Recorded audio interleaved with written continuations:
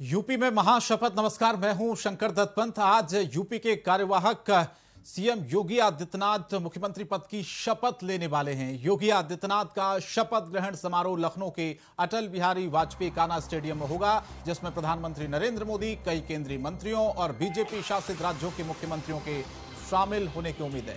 कहा जा रहा है कि योगी आदित्यनाथ ने व्यक्तिगत रूप से अयोध्या, मथुरा, वाराणसी के लोगों सहित 50 से ज्यादा संतों को निमंत्रण भेजा है।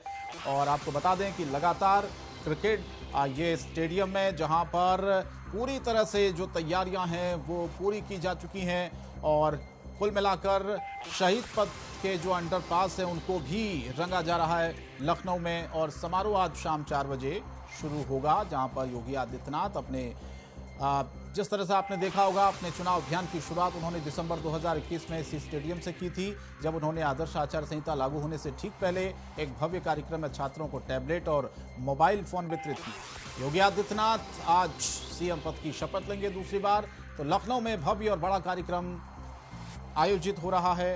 राज्यपाल आनंदीबेन पटेल उनको शपथ दिलाएंगी और 4 बजे का कार्यक्रम आज रखा गया है।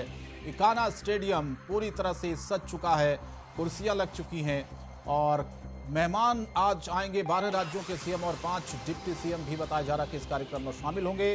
बाबा रामदेव सहित कई संतों को भी इसमें आमंत्रित किया गया है। 130 ऐसे चौराहे लखनऊ में जिनको सजाया गया है और 2500 प्रवासी भी शपथ ग्रहण समारोह में बुलाए गए हैं और पहुंचने का सिलसिला भी शुरू हो गया है। तो शपथ ग्रहण को लेकर तैयारियां पूरी है। आज शाम 4 बजे कार्यक्रम शुरू होगा। योगी आदित्यनाथ आज मुख्यमंत्री पद की शपथ लेंगे और बड़ा और भव्य कार्यक्रम आज आयोजित कान्हा स्टेडियम में हो रहा है, जहां पर तैयारियां लगभग पूरी हो चुकी हैं। और जैसे जैसे समय बीतता जा रहा है, मेहमान जो वहां पर जिनको आमंत्रित किया गया उनके पहुंचने का भी सिलसिला शुरू होगा। लेकिन उससे पहले ये जो भीड़ आप देख रहे हैं, तमाम लोगों के पहुंचने का सिलसिला शुरू हो गया है। नए भारत का नया उत्तर प्रदेश, ये स्लोगन भी लिखा गया है मंच पर। ये मंच की ही तस्वीरें हम आपको दिखा रहे हैं, जहां पर आज ये कार्यक्रम आयोजित किया जाएगा। यहीं पर शपथ ग्रहण का कार्यक्रम होगा और यही ये मंच है जिसको पूरी तरह से सजाया गया है। चारों तरफ आप देखिए, आप कुर्सियां भी लगी हुई हैं और लोगों के बैठने की व्यवस्था पूरी इस कान्हा स्टेडियम में की गई है। बाबा रामदेव सहित कई राज्यों के मुख्यमंत्रियों को भी आमंत्रित किया गया है, कई संतों को आमंत्रित किया गया है और शपथ ग्रहण समारोह में 2500 प्रवासी भी बुलाए गए हैं। तो ये शपथ ग्रहण का जो कार्यक्रम है बड़ा और भव्य आज होने जा रहा है, जिसमें कई राज्यों के मुख्यमंत्री, डिप्टी सीएम, इसके अलावा संतों को आमंत्रित किया गया है। बताया जा रहा कि कुछ उद्योगपति शामिल होंगे और साथ ही साथ कुछ फिल्मी हस्तियां भी शामिल हो सकती हैं इस कार्यक्रम में।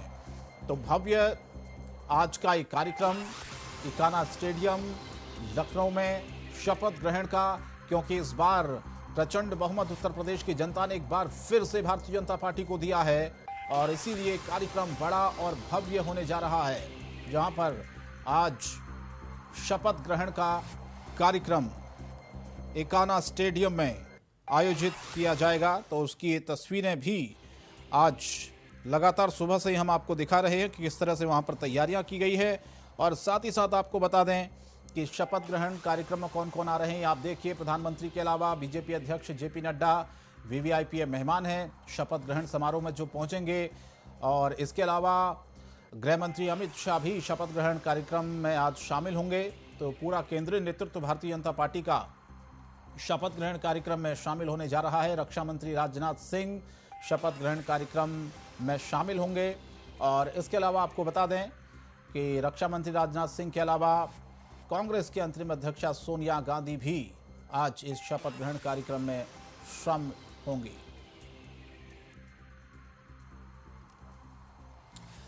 तो तमाम मेहमानों को आमंत्रित किया गया है। अब देखना होगा कौन कौन इसमें शामिल होते हैं। लेकिन फिलहाल आपको बता दें, कि शपथ ग्रहण का जो कार्यक्रम है बड़ा और भव्य भी होने जा रहा है, जिसकी तैयारियां लगभग पूरी हो चुकी हैं। चलिए कुछ खास मेहमान हैं जिनके साथ चर्चा की शुरुआत करते हैं। दीपक उपाध्याय हैं, राजनीतिक विश्लेषक है। बहुत बहुत स्वागत है दीपक जी आपका। आर के मिश्रा जी हैं, नेता भारतीय जनता पार्टी के। मिश्रा जी आपका बहुत बहुत स्वागत है। आर के मिश्रा जी, आप ही से मैं शुरुआत करना चाहता हूं। अब वो घड़ी आ गई है, क्योंकि इतने दिनों से इंतजार हो रहा था कि कब ये तारीख आएगी, कब ये समय आएगा, और शाम 4 बजे जब ये कार्यक्रम शुरू होगा और योगी आदित्यनाथ मुख्यमंत्री पद की शपथ लेंगे दूसरी बार। आपकी पहली प्रतिक्रिया इस पर चाहेंगे। निश्चित तौर पर ये बहुत ही अच्छा दिन है और निश्चित हम लोग सब इसकी प्रतीक्षा कर रहे थे इस दिन का। और आज बिल्कुल 25 तारीख को जिस तरह से शपथ ग्रहण समारोह का आयोजन, आज इतना भव्य कार्यक्रम जिसमें हम सबको, मतलब एक छोटे से कार्यकर्ता को भी जो है सो आमंत्रण मिला है, और इस चीज का हम शुक्रगुजार हैं जो कि पार्टी की तरफ से और प्रदेश के जो नेतृत्व है वहां पर उनकी तरफ से आया है आमंत्रण पत्र। तो हर एक व्यक्ति को जिस तरह से एक समावेशी, एक समग्र समावेशी जो एक विचारधारा के तहत जो भारतीय जनता पार्टी हमेशा से किसी भी प्रदेश में या देश में अपना शासन कर रही है, निश्चित तौर पर ये काबिले तारीफ है। जहां तक बात है उत्तर प्रदेश की, उत्तर प्रदेश का जो स्पष्ट जनादेश है ये हम लोगों की जिम्मेदारियां को बढ़ाता है, और साथ ही जनता की जो अपेक्षा है वो हमसे ज्यादा है, और उन अपेक्षाओं के ऊपर में खड़े उतरना उत्तर प्रदेश की जो सरकार है, भारतीय जनता पार्टी की सरकार, योगी जी के नेतृत्व में, प्रधानमंत्री जी के नेतृत्व में जिस तरह से आगे बढ़ रही है, देश और प्रदेश निश्चित तौर पर देखेंगे जो एक बहुत ही अच्छा मार्गदर्शन भी मिल रहा है और प्रदेश का विकास भी हो रहा है। जहां तक बात है मंत्रिमंडल के गठन की, हम लोगों ने बहुत सारे ऐसे हमने देखे जो कि पता नहीं किसको शामिल किया जाएगा, किसको शामिल नहीं किया जाएगा, लेकिन 4 राज्यों में जिस तरह से जनादेश मिला और फिर वही मुख्यमंत्री हमें मिले जिनके तहत हम लोगों ने चुनाव भी लड़ा, प्रधानमंत्री जी के चेहरे के ऊपर में भी चुनाव लड़ा, वहां के मुख्यमंत्री के चेहरे के ऊपर में। जहां तक संगठन की मजबूती की बात है, उन सब के नेतृत्व में संगठन बहुत मजबूत हुआ, कार्यकर्ता सारे संगठित हुए, जनता की जो योजनाएं थी वो हम लोगों ने जनता को जनता से जोड़ा, जनता की बातें हमने अपनी जनता तक पहुंचाई। कोरोना काल में हो, इतनी बड़ी चुनौतियों के बाद, चुनौती कम नहीं थी शंकर जी, जिस तरह से हम लोगों ने इस 5 साल के अंदर में इतनी चुनौतियां देखी, और इन चुनौतियों के बावजूद विपक्षियों का प्रहार कोई कम नहीं था, सारे मसले थे, सारे विषय थे, उसके बावजूद भी जनता ने हमारे ऊपर विश्वास रखा, हम उनकी अपेक्षाओं के ऊपर में खरे उतरे। ये हम सब की एक जिम्मेदारी भी है और एक बहुत बड़ा ये प्रदेश की भलाई के लिए बहुत अच्छा होगा। ठीक है दीपक जी, मैं आपके पास आता हूं। आर के मिश्रा जी ने कहा जनादेश दिया जनता ने, और वाकई में जो काम पिछले 5 साल में हुए जनता ने उसे स्वीकारा। विपक्ष ने, उन्होंने कहा कि बहुत सी साजिशें की, बहुत सी कोशिशें की कि किस तरह से बीजेपी चुनाव हारे, लेकिन वो तमाम चीजें दीपक उपाध्याय जी कोई काम नहीं आई। और आज तो बड़ा दिन है, बड़ा दिन है शपथ ग्रहण कार्यक्रम का, जब शाम 4 बजे ये शपथ ग्रहण का कार्यक्रम होगा, जिसमें आज योगी आदित्यनाथ फिर से मुख्यमंत्री पद की शपथ लेंगे। आपकी पहली प्रतिक्रिया इस पर चाहूंगा, क्या कहना चाहेंगे आप? देखिए, सचमुच बड़ा दिन तो है, बीजेपी के लिए भी बड़ा दिन है और उत्तर प्रदेश के लिए भी बड़ा दिन है कि 35 साल में पहली बार कोई दूसरा मुख्यमंत्री प्रदेश को मिलने जा रहा है। एक बड़ी बात यह है, एक स्टेबल सरकार मिल रही है, जो पॉलिसीज पिछले 5 साल से उत्तर प्रदेश में लागू थी वही आगे लागू रहेंगी। कुछ बड़ा बदलाव उस तरह से पॉलिसीज में नहीं होगा। यही वजह है कि जो देश भर के बड़े उद्योगपति भी अब उत्तर प्रदेश का रुख कर रहे हैं। उत्तर प्रदेश एक समय इंडस्ट्री के लिए बहुत जाना जाता था, चाहे कानपुर हो, मुरादाबाद हो या आगरा हो, मेरठ हो, ये सब इलाके इंडस्ट्रियल टाउन कहे जाते थे, गाजियाबाद हो, लेकिन धीरे धीरे करके जो इंडस्ट्री थी वो उत्तर प्रदेश से उन्होंने रुख मुंह मोड़ लिया था। अब जब चूंकि एक स्टेबल सरकार है, लॉ एंड ऑर्डर अच्छा है, तो ऐसे में दोबारा उम्मीद जताई जा सकती है कि उत्तर प्रदेश में बड़ा इन्वेस्टमेंट आएगा और वो इन्वेस्टमेंट जो है राज्य में रोजगार को बढ़ाएगा, राज्य में जो बेहतर सुविधाएं हैं उनको बढ़ाएगा, और एक तरह से जो स्टेबल गवर्नमेंट की वजह से बहुत सी चीजें अपने आप ठीक होने लगती है।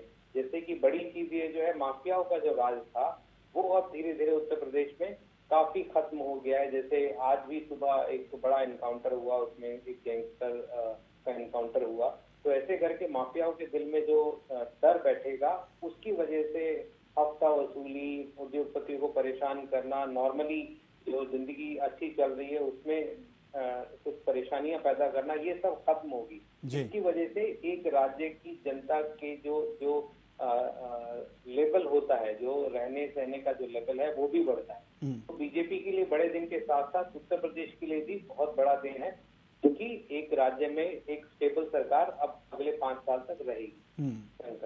बिल्कुल। और दीपक जी, ये मैं आपसे समझना चाहता हूँ, आपने लॉ एंड ऑर्डर की बात की, लेकिन विपक्ष ने बार बार इस पर सवाल उठाए कि बहुत सी उसने घटनाएं उत्तर प्रदेश में गिनाई कि लॉ एंड ऑर्डर खराब है। आपने करीब से देखा इन तमाम चीज़ों को, सरकारों को, तो क्या आप मानते हैं पहले जब समाजवादी पार्टी की सरकार उत्तर प्रदेश में थी उस वक्त का लॉ एंड ऑर्डर और अब जब योगी आदित्यनाथ की सरकार बनी 2017 में, उसके बाद का लॉ एंड ऑर्डर, कितना फर्क आपको नजर आया उत्तर प्रदेश में? देखिए, समाजवादी पार्टी की सरकार जब उत्तर प्रदेश में थी तो उस समय लॉ एंड ऑर्डर यादव था। हर एक पुलिस स्टेशन में एसएचओ जो था वो एक पर्टिकुलर जाति का हुआ करता था और पूरा।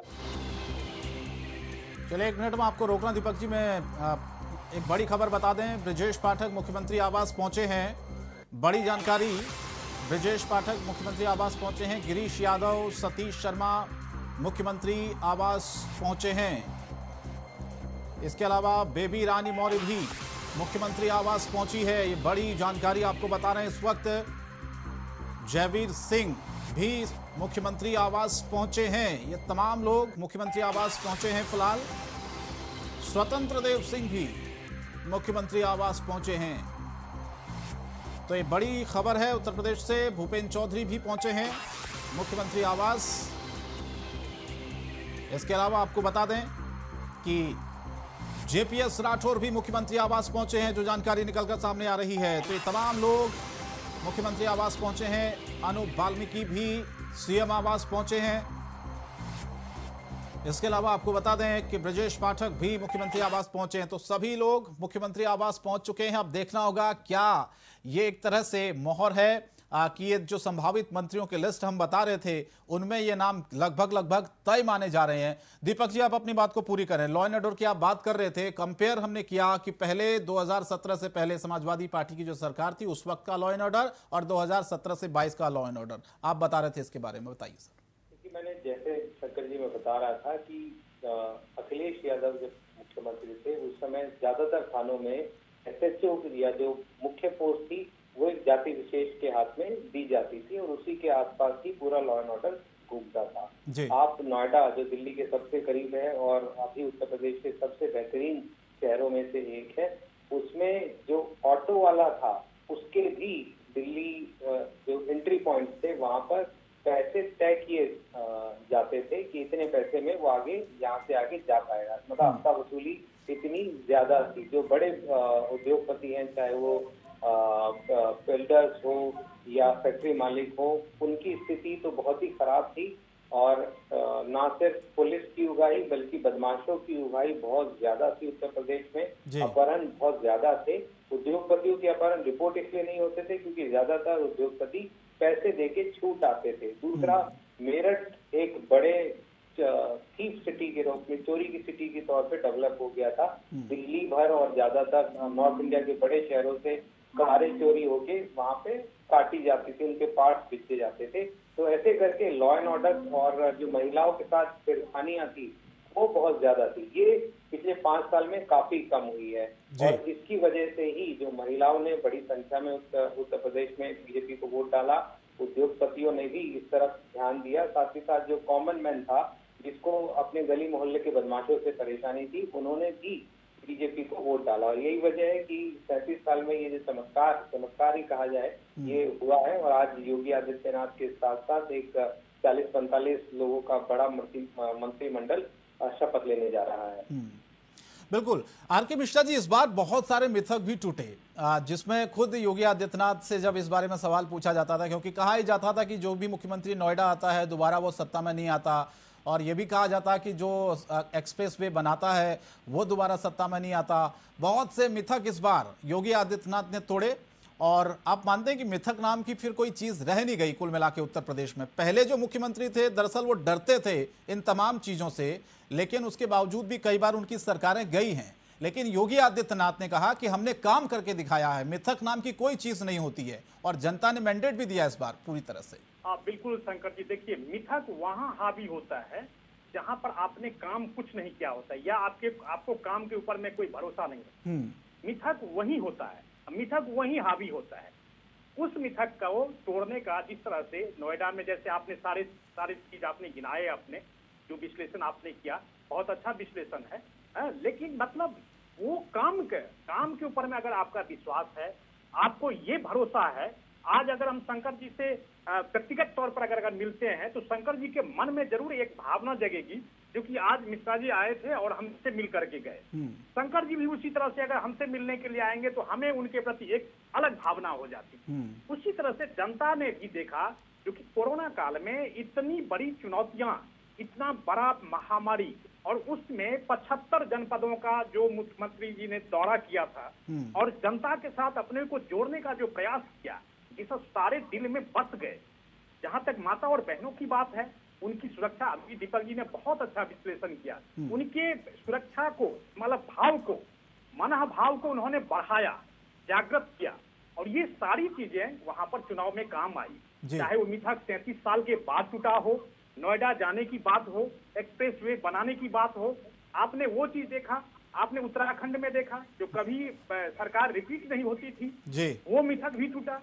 तो ये सब सारी चीजें आप देखेंगे तो जब आपको काम के ऊपर में विश्वास होगा, आप देखेंगे जो कि हाँ, हमने अपने आप को जनता से जोड़ने का प्रयास है। जनता ने हमें प्रतिनिधित्व करने के लिए हमें विधानसभा में भेजा, और हम विधानसभा के ही नहीं रह गए, हम लखनऊ के ही नहीं रह गए, हमने अपने जनपदों को देखा, परखा, उनके साथ खड़े रहे। तो ये सब जब विश्वास आता है तो सारी मिथक खत्म हो जाती है, और वही हुआ आज योगी जी के साथ। अगर आप उन्होंने देखा जो कि इतनी बड़ी समस्याओं के बावजूद भी अपने आप को जोड़ने का पूरा प्रयास किया, कानून व्यवस्था को बेहतर करने का। आज भी जब हम उत्तर प्रदेश जब हम जाते हैं शंकर जी, वहां पर हम देखते हैं और आम आदमी से पूछते हैं कि आप सबसे बड़ा बदलाव आप क्या देखते हैं, तब वो हमें कहते हैं एक तो कानून व्यवस्था, दूसरी कनेक्टिविटी। आज अगर हम मान लीजिए बिहार मधुबनी से 1500 किलोमीटर पर अगर दिल्ली में उपस्थित है, और उत्तर प्रदेश जाने के लिए माध्यम से अगर हम जाते हैं तो पहले हमको लगता था 30 घंटे 35 घंटे, आज हम 17 से 18 घंटे में अपने घर पहुंच जाते हैं। तो ये सारी जो व्यवस्था हुई है, देखिए मैं ये नहीं चीज कह रहा हूं जो कि बसपा ने कुछ नहीं किया, सपा ने कुछ नहीं किया, अरे सरकार में है तो कुछ न कुछ तो करते रहेंगे आप, लेकिन उसको शिद्दत के साथ, संवेदनशीलता के साथ अगर आपने किया तो निश्चित तौर पर आपको जनता अपने सारे मिथक को साइड किया, और उसको आपको फिर से वो आपके ऊपर में विश्वास बना करके रखा। और देखिए मुख्यमंत्री जी ने ये भी कहा है, जो कि अब हमको 2017 से पहले क्या हुआ था उसको तुलना नहीं करना है हमें, अब हमने देखना है 2022 से पहले हमने क्या किया, उसकी तुलना अब आप 2022 के बाद अगर जो कुछ करेंगे उसकी तुलना 2017 से 22 के बीच में, और 2022 से आप 27 जब करेंगे उसकी तुलना उससे होनी चाहिए। तो ये बहुत बड़ा टास्क है। जो भी मंत्रिमंडल में आएंगे आप देखेंगे जो कि उत्तर प्रदेश का पूरा ही चेहरा, सब सर्व समाज का वहां पर प्रतिनिधित्व होगा, युवाओं का, माता बहनों का ज्यादा से ज्यादा उसमें भागीदारी होगी, और पूरी तरह से जो हमारे पास टास्क रहेगा, हम जनता की अपेक्षाओं के ऊपर में बिल्कुल खरे उतरेंगे। ये हमारे लिए चैलेंजिंग भी है, मिशन है, कमिटमेंट है। ठीक है दीपक जी, आप क्या मानते हैं कि विपक्ष कहां पर फेल हुआ इस बार? क्योंकि अखिलेश यादव ने गठबंधन भी किया और उनसे गठबंधन किया, जो बीजेपी के साथ थे वो छोड़कर समाजवादी पार्टी गठबंधन में शामिल हुए और कहा कि पिछड़ों का वोट मिलेगा, दलितों का वोट मिलेगा, और इस बार बहुत बड़ा परिवर्तन उत्तर प्रदेश में होने वाला है। और यहां तक कि बिजली फ्री की भी बात अखिलेश यादव ने कह दी थी। तो बहुत बड़ा दाव है, इस दाव में तो सरकारें बन भी जाती हैं और बनी भी हैं कई बार। तो क्या मानते हैं आप, क्या ये जो रणनीति थी विपक्ष की कहां पर फेल हो गई, और भारतीय जनता पार्टी के पक्ष में कौन सी ऐसी चीजें रही कि उसे दोबारा सत्ता हासिल हुई उत्तर प्रदेश में? देखिए, सबसे बड़ा कारण जो बीजेपी का सत्ता में आने का और विपक्ष में फेल होने का कारण है वो संगठन है। समाजवादी पार्टी के पास संगठन जैसी कोई चीज नहीं है। वहाँ पे अकेले अखिलेश यादव ही सारे फैसले लेते हैं। अब एक व्यक्ति कितने फैसले ले पाएगा, ये इसकी समझ आपको भी है, हमें भी है। बीजेपी में फैसले कोई अकेला व्यक्ति नहीं लेता है। वहाँ पे एक पूरा समूह है जो फैसले लेता है। एक एक आप ये समझिए कि जब उत्तर प्रदेश इस बार के चुनाव से एक साल पहले सभी बीजेपी के सभी जिलों की बैठकें, कार्यकर्ता सब लिस्ट तैयार हो चुकी थी। चुनाव के समय तो सिर्फ उन्होंने एक बार रिपीट किया वो सब, इसकी प्रैक्टिस एक साल पहले हो चुकी थी। जबकि अखिलेश समाजवादी पार्टी और बाकी पार्टियां चुनाव से सिर्फ 3 या 4 महीने पहले ही एक्टिव थी। तो जब जो बीजेपी का पूरा संगठन एक साल पहले पूरी तरीके से एक्टिव था, उन्हें हर घर की लिस्ट मालूम थी, उन्होंने किस किस को राशन पहुंचाया, किसके घर में सिलेंडर गया, किसके घर में और क्या काम हुए, ये सब उनको मालूम था। समाजवादी पार्टी अचानक से चुनाव नजदीक आने पर उठी, उन्होंने जो भी अपना गणित लगाया, वहां पे एक व्यक्ति फैसले ले रहा था, उसको कितनी जानकारी कहाँ से मिल रही थी, ये उसके विवेक पर डिपेंड हो रहा था। लेकिन बीजेपी में मुख्यमंत्री आदित्यनाथ के अलावा पूरा आरएसएस का काडर के साथ साथ जो संगठन है, सुनील बंसल हैं, स्वतंत्र देव सिंह है, सेंटर की पूरी लीडरशिप है, सेंटर से धर्मेंद्र प्रधान पूरे लगे हुए थे, और भी सभी कास्ट कॉम्बिनेशन को एक एक सीट के ऊपर कैलकुलेट करके उन्होंने अपने कैंडिडेट दिए। यही वजह है कि जहां वो हार भी रहे थे, जहां उनकी बहुत बुरी स्थिति भी दिख रही थी, वहां पर भी वो अच्छे से मैनेज कर पाए। चाहे वो वेस्टर्न यूपी हो, पूर्वांचल में उनको मालूम था वो बेहतर कर सकते हैं, तो वहां उन्होंने और बेहतर किया। खुद प्रधानमंत्री बनारस में डेरा डाल के 2 दिन बैठ गए। अब ऐसा मैकेनिज्म तो समाजवादी पार्टी के पास था नहीं, ना ही कांग्रेस के पास था।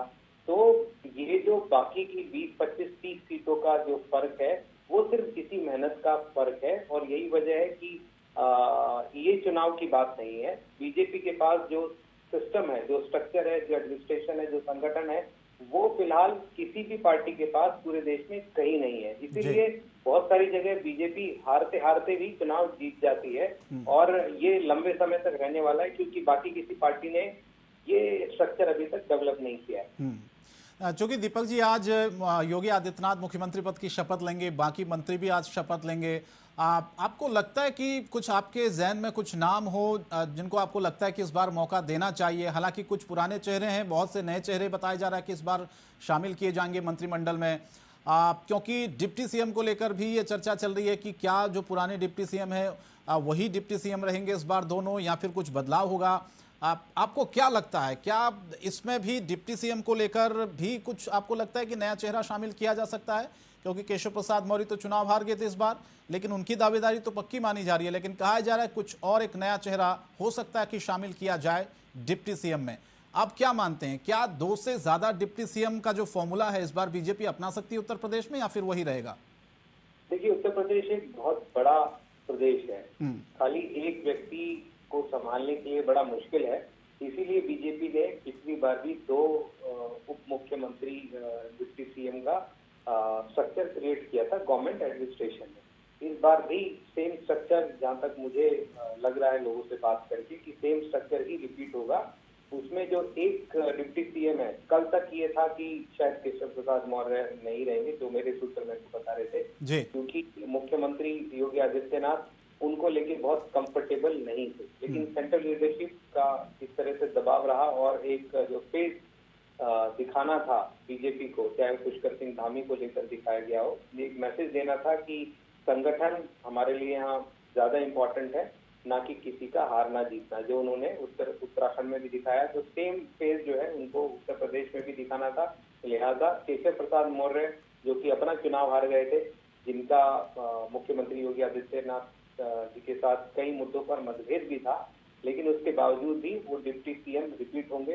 दूसरे deputy CM A K. Sharma ji मुझे लगते हैं कि जो हो सकते हैं, या बेबी रानी मौर्य तो अब नहीं होंगी, क्योंकि एक ही मौर्य को डिप्टी सीएम बनाया जा सकता है। लेकिन दिनेश शर्मा जो ब्राह्मण चेहरा के तौर पे डिप्टी सीएम बनाए गए थे, उनको रिप्लेस किया जाएगा, और उनका रिप्लेसमेंट ए.के. शर्मा जी हो सकते हैं, जो कि लंबे समय से इंतजार कर रहे हैं पीएमओ से। उनको यहाँ पर भेजा गया था, उनको पीएमओ से बाद में उत्तर प्रदेश की राजनीति में आए थे, और जो उनको दिए जाने की बात चल रही थी, जिसका बहुत शोर मचा था, लेकिन वो उनको नहीं मिला था।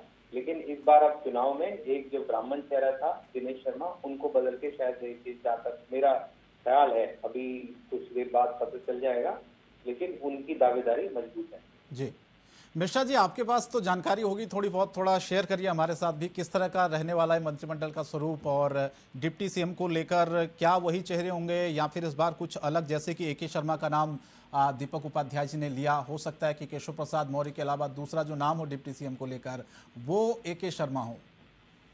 शंकर जी, देखिए, कुछ ऐसे होते हैं आधिकारिक तौर पर, जब तक अभी तक पूरा कोई अभी बयान नहीं आया है, कोई अभी तारीफ है, निश्चित तौर पर ये अधिकार क्षेत्र से थोड़ा सा बाहर की चीज है। लेकिन एक चीज मैं जरूर बताऊंगा, जो कि ये उत्तर प्रदेश की पूरी झलक नजर आएगी, 24 करोड़ जनता की आएगी। इसमें युवा माता बहनों का प्रतिनिधित्व मैं पहले भी बता चुका हूँ, तो उसमें ज्यादा ही होगा। और जिसमें एक एजेंडा, मतलब एक उत्तर प्रदेश की जनता की भलाई के लिए जो एक एजेंडा होता है, उनके व्यक्तित्व में, उनके क्रियाकलाप में, उनके कार्यशैली में उसकी झलक होनी चाहिए। ये चेहरा बिल्कुल संगठन जो है बिल्कुल तय करेगा, केंद्रीय नेतृत्व तय करेगा, जिससे उत्तर प्रदेश की जनता को ज्यादा से ज्यादा ये हो जो कि हाँ, सचमुच में उत्तर प्रदेश की जनता ने जिसको चुन करके भेजा है हमारी भलाई के लिए, उनकी भलाई के लिए ये मंत्रिमंडल का गठन हुआ है। और निश्चित तौर पर हम लोग उनके ऊपर में खड़े उतरेंगे, उनकी अपेक्षा के ऊपर में खड़े उतरेंगे। लेकिन आपस हो गया, स्पष्ट होने ही वाला है, कोई ज्यादा समय रह नहीं गया, तो इसलिए हम लोगों को थोड़ा सा इंतजार कर लें। ठीक है दीपक जी, अब आपको क्या लगता है आगे क्या चुनौतियां सरकार के सामने है, क्योंकि नए भारत का नया उत्तर प्रदेश स्लोगन दिया है, और कल हमने योगी आदित्यनाथ को सुना भी था, उन्होंने एक अच्छी बात कही कि हमारा जो कंपटीशन है वो खुद से है। अब हमको खुद को साबित करना है कि जनता ने जो दोबारा मैंडेट दिया है उनकी अपेक्षाओं पर खरा उतरना है, और हमने जो वादे किए हैं उन वादों को पूरा करना होगा। आपको लगता है कि अब दबाव भी रहेगा सरकार पर कहीं ना कहीं कि दोबारा से सत्ता हासिल हुई है तो अब गोलमोल ज्यादा नहीं होगा, यानी कि जो घोषणाएं हुई हैं उन घोषणाओं को पूरा भी करना होगा, जो वादे जनता से किए हैं उन वादों को पूरा भी करना होगा, अगर एक लंबी पारी उत्तर प्रदेश में खेलनी है भारतीय जनता पार्टी को तो? यहाँ बिल्कुल सबसे बड़ी चुनौती रोजगार की है उत्तर प्रदेश में। जो रोजगार की कमी है, जिसका मुद्दा विपक्षी दलों ने भी उठाया था, वो एक सबसे बड़ी चुनौती फिलहाल मुझे राज्य सरकार के सामने लगती है।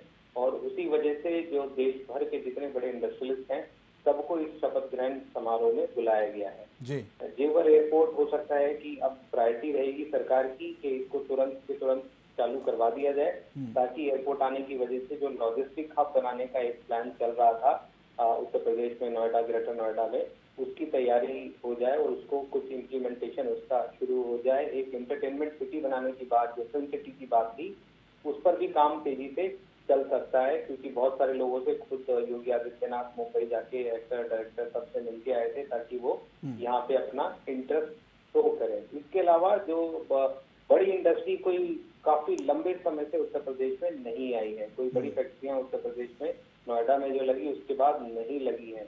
अब कोशिश सरकार की यही है कि नोएडा, ग्रेटर नोएडा के अलावा भी जो पूर्वांचल है, अवध है, इन इलाकों में भी कुछ बड़ी फैक्ट्रियां लगे ताकि लोगों को रोजगार मिले। अभी मुख्य तौर पर ज्यादातर एग्रीकल्चर डिपेंडेंट स्टेट है और जो कुछ इंडस्ट्रीज है वो काम कर रही है, लेकिन वो स्मॉल स्केल इंडस्ट्रीज है, बड़ी इंडस्ट्रीज नहीं है। अगर एग्रीकल्चर प्रोसेसिंग यूनिट जो है वो लंबे समय से डिस्कशन में थी कि उत्तर प्रदेश में लगाई जाए, चाहे वो अलीगढ़ के इधर जो पोटैटो चिप्स फैक्ट्रियां लगाई जाए या उससे आगे जहाँ पे धान कुछ इलाकों में होता है वहाँ चावल के वैल्यू एडिशन प्रोडक्ट लगाए जाए या कुछ और नई चीजें लगाई जाए, तो उन पे डिस्कशन बहुत इम्पोर्टेंट है। और अगर ऐसा होता है, सरकार इसमें से कुछ भी इम्प्लीमेंट कर पाती है इन अगले कुछ सालों में, तो वो राज्य के लिए बड़ी बात हो गई, क्योंकि रोजगार अभी मेन फोकस एरिया होना चाहिए सरकार का, और उसके लिए इकोनॉमिक एक्टिविटी जो है वो डेवलप करनी जरूरी है।